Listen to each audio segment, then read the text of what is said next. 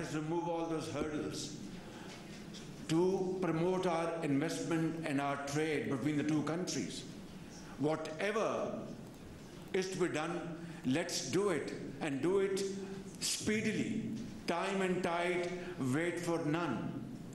And here I have to say something very frankly and very bluntly. I would like to apologize.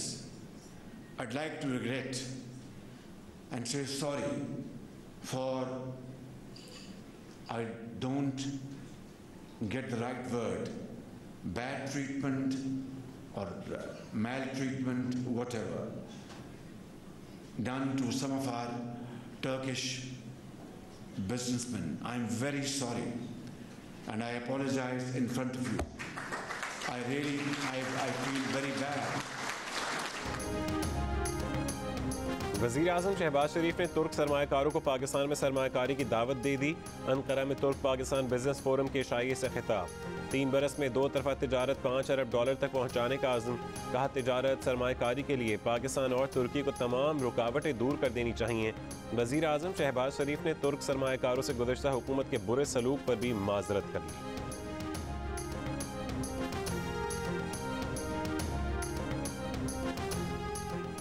कौमी assembly की 6 नशिस्तें कम हो गईं। Election commission ने इब्तदाई हल्का बंदियाँ जारी कर दी। हल्का बंदियों के तहत कौमी असम्बली में नशिस्तों की तादाद 336 हो गई। खैबर पख्तूनख्वा में फाटा के इंतजाम से कौमी असम्बली की 6 नशिस्तें कम हुई। मौजूदा कौमी असम्बली में नशिस्तों की तादाद 342 है। कौमी असम्बली में जनरल नशिस्तें 266, ख़वातीन की नशिस्तें 60 होंगी। अक़लियतों की मखसूस नशिस्तें 10 होंगी। बलूचिस्तान से कौमी असम्बली की जनरल नशिस्तें 16 होंगी। खैबर पख्तूनख्वा से जनरल नशिस्तें 45, पंजाब से जनरल नशिस्तें 141, सिंध से 61 और इस्लामाबाद से 3 होंगी। बलूचिस्तान असम्बली की कुल नशिस्तें 65, जनरल नशिस्तें 51 होंगी। खैबर पख्तूनख्वा असम्बली में नशिस्तें 145 और जनरल नशिस्तें 115 होंगी। पंजाब में नशिस्तें 371 और जनरल नशिस्तें 297 होंगी।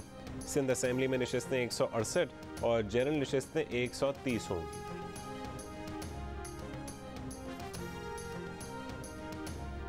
इमरान खान का PTI कारकुनों के मुसल्लह होने का एतराफ़। वज़ीर आला खैबर पख्तूनख्वा की फोर्स इस्तेमाल करने की धमकी।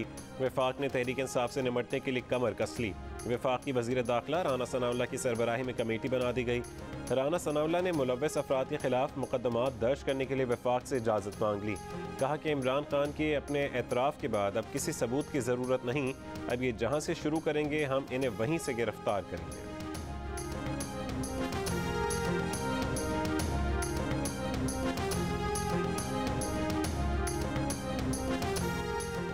राना सनाउल्लाह की प्रेस कॉन्फ्रेंस ऐसे ही है जैसे उल्टा चोर कोतवाल को डांटे। PTI लॉन्ग मार्च के खिलाफ हुकूमत ने गुंडागर्दी की। मर्द पुलिस वाले घरों में घुसे। खवातीन की बेहुरमती की गई। तहरीक इंसाफ के रहनुमा फवाद चौधरी की प्रेस कॉन्फ्रेंस। इमरान खान के साबिक मुआविन खुसूसी शहबाज गिल की जानिब से लसानियत की आग भड़काने की कोशिश। कहा कि हुकूमती कार्रवाई के जवाब में खैबर पख्तूनख्वा वाले जो हथियार निकाल कर लाएंगे उसका तो हुकूमत को पता भी नहीं चलेगा। रहनुमा नून लीग मरीम नवाज के इमरान खान पर वार। कहा कि इमरान जिहाद नहीं फसाद कर रहे हैं। फसाद का मुकाबला करना जिहाद है। पाकिस्तान की तबाही पर तुले शख्स को इबरतनाक अंजाम तक पहुँचाना है। इमरान इक़्तिदार ना मिलने पर हर जगह आग लगाने की घिनौनी साजिश कर रहे हैं। क्या फ़र्क रह गया इमरान और दहशतगर्द में? यही दहशतगर्दी करनी है तो चेहरे से सियासी नकाब हटाएं। पाकिस्तान आपके खिलाफ नया रद्दुल फसाद लॉन्च करेगा, फिर रियासत आपका मुकाबला करेगी और जीतेगी। मरीम नवाज ने कहा कि इमरान खान ने पहले इस्टेब्लिशमेंट को आवाज़ें दी, मदद के लिए बुलाया। न्यूट्रल रहने का फैसला हुआ तो इस्टेब्लिशमेंट को मीर जाफ़र और मीर सादिक कहा। कहीं से जवाब ना मिला तो अब अदलिया को निशाना बना रहे हैं। वो अदलिया के चंद जजेस को साकिब निसार जैसा बनाना चाहते हैं। इमरान आज अदलिया को इस्तेमाल करेगा तो कल इसी अदलिया को निशाना बनाएगा। इमरान खान में ना पाकिस्तानियत है ना पाकिस्तान का ख्याल। अपनी बेवकूफ़ी से दोस्त ममालिक से ताल्लुकात ख़राब किए, दुश्मनों के सफ़ में धकेल दिया। तुर्क सरमायाकारों के साथ जो किया उस तबाही का अजाला करने शहबाज शरीफ तुर्की गए।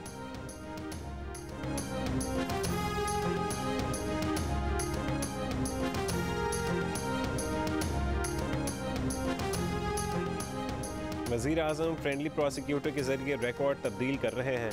अपने और ख़ानदान के मनी लॉन्ड्रिंग केसेस में मदाखलत की कोशिश कर रहे हैं। तहरीक इंसाफ के चेयरमैन इमरान खान का इल्ज़ाम, एक दफ़ा फिर सुप्रीम कोर्ट से सियासतदानों के तमाम केसेस पर मॉनिटरिंग जज लगाने का मुतालबा। कहा कि नैब बिल में तरमीम बुनियादी तौर पर NRO है। नैब बिल में तरमीम पाकिस्तान में करप्शन के खिलाफ मुहिम को तबाह करेगी। नवाज शरीफ, शहबाज शरीफ और आसिफ अली जरदारी के तमाम केसेस बंद कर दिए जाएंगे।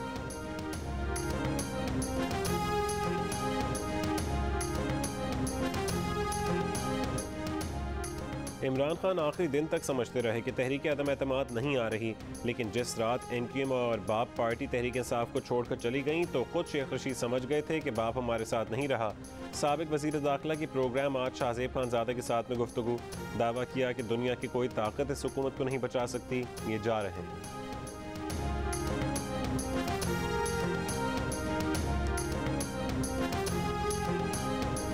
वफाकी वज़ीर अयाज सादिक ने कहा है कि वह सुप्रीम कोर्ट से अपील करना चाहते हैं कि आपने ही लॉन्ग मार्च की इजाज़त दी थी, अब इस इजाज़त के नताइज देख लें। इमरान खान खुद एतराफ़ कर रहे हैं कि उनके पास असलहा मौजूद था। जियो न्यूज़ के प्रोग्राम आपस की बात में गुफ्तगू करते हुए बोले, अगर ये दोबारा वफाक पर हमलावर होने आए तो इनके खिलाफ गद्दारी का मुकदमा भी दर्ज करवाना चाहिए।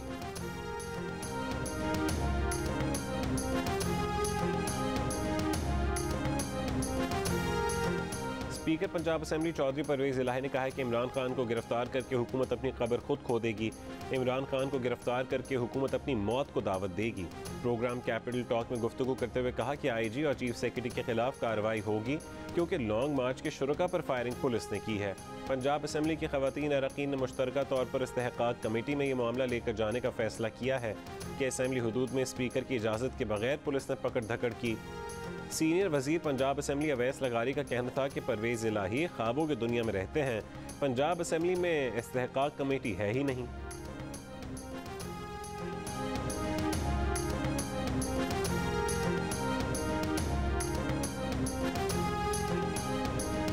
खान की तरफ से बड़े मुझे मैसेज थे कि जी हमारा पैचअप करा दें आपके साथ।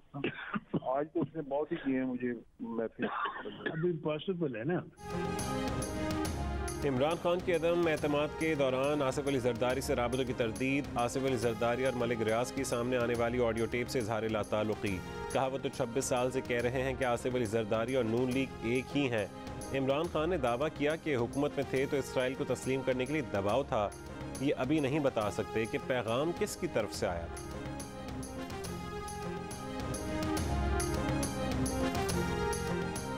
आटे की 20 किलो थैले की कीमत 950 रुपये से कम करके 800 रुपये कर दी गई। मार्केट में आटे की 20 किलो थैले की कीमत 1250 रुपये से ज़्यादा है। चीनी की कीमत 85 रुपये किलो से कम करके 70 रुपये किलो कर दी गई। वज़ीर आज़म शहबाज शरीफ ने गरीबों के लिए बड़े पैमाने पर रिलीफ प्रोग्राम का ऐलान कर दिया। हुकूमती तर्जुमान के मुताबिक हुकूमत घी पर भी फ़ी किलो 100 रुपये सब्सिडी दे रही है। चावल और दालों पर 15 से 20 रुपये फ़ी किलो रियायत दी जा रही है। हुकूमती तर्जुमान ने कहा है कि तारीखी रिलीफ पैकेज साबिक हुकूमत के रिलीफ से 50% ज़्यादा है।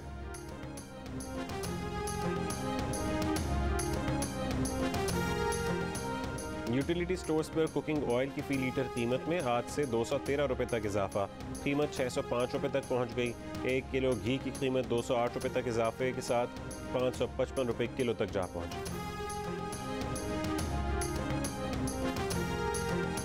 जुलाई से बिजली की कीमत में 3 रुपये 99 पैसे फ़ी यूनिट इजाफे की मंजूरी। डिस्कोस के तमाम सार्फिन पर 1 महीने के लिए इत्तलाक होगा। कराची वालों के लिए फ़ी यूनिट बिजली पहले ही 4 रुपये 83 पैसे महंगी। मुल्क में तवानाई का बहरान शिद्दत अख्तियार कर गया। बिजली का शॉर्टफॉल 7000 मेगावाट से तजावुज़ कर गया। मुख्तलिफ शहरों में 10 से 12 घंटों की गैर एलानी लोड शेडिंग जारी। तेल, गैस और कोयले की किल्लत के बायस कई प्लांट बंद। लेस्को का शॉर्टफॉल 800 मेगावाट तक हो गया।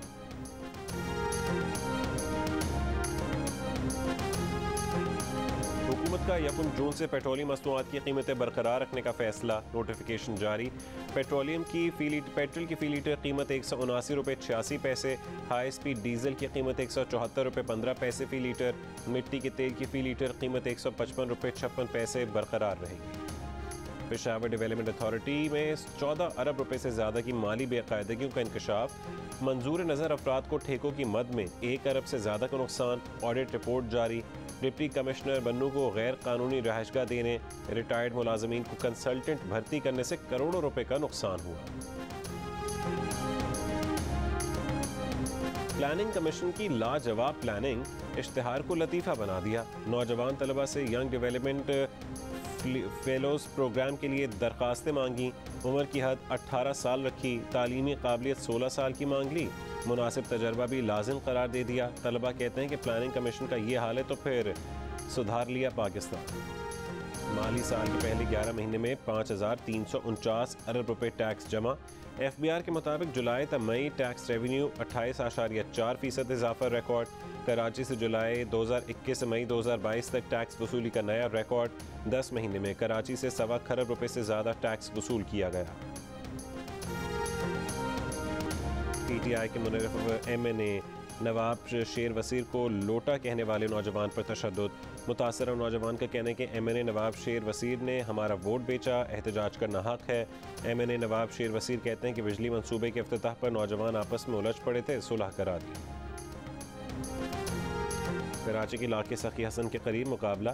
फायरिंग के तबादले में मुतासरा शहरी और मुबैना मुलजिम मारा गया।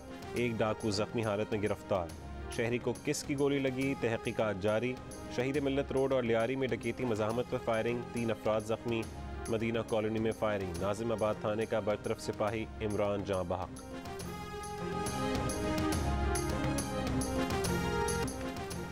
कोयटा के न्यू सरियाब थाने के बाहर दस्ती बम का धमाका, इमारत के शीशे टूट गए, एक गाड़ी को नुकसान।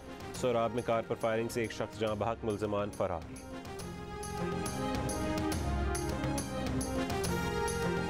बॉलीवुड स्टार जॉनी डेप और उनकी साबिका बीवी एम्बर हर्ड केस का फैसला ना सुनाया जा सका।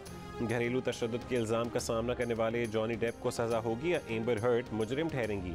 ज्यूरी की कार्रवाई आज भी जारी रहेगी। एम्बर हर्ड का दावा है कि पायरेट्स ऑफ द कैरिबियन के हीरो ने उन्हें बुरी तरह मारा पीटा। डेप कहते हैं कि हर्ड झगड़ालू बीवी थी, बोतल मारकर उंगली काट दी थी। स्टार्स के मद्दाह फैसले के मुंतज़िर।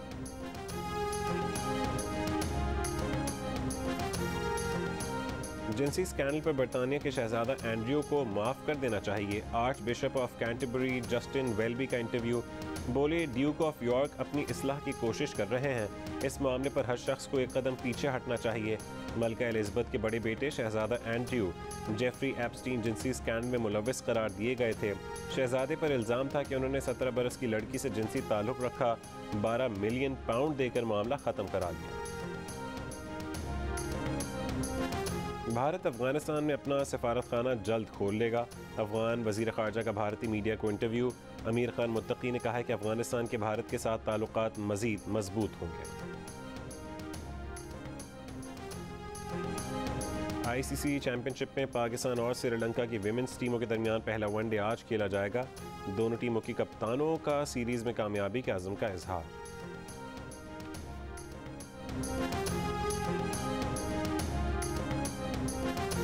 और 14 साल बाद मुल्तान क्रिकेट स्टेडियम में होगी इंटरनेशनल क्रिकेट की रौनक बहाल। पाक West Indies one day series Rawalpindi से मुल्तान मुंतकिल। 3 वनडे इंटरनेशनल पर मुश्तमिल सीरीज़ के मैचेस 8, 10 और 12 जून को मुल्तान स्टेडियम में खेले जाएंगे। कौमी स्क्वाड का तरबीती कैंप कल से 4 जून तक लाहौर में लगाया जाएगा।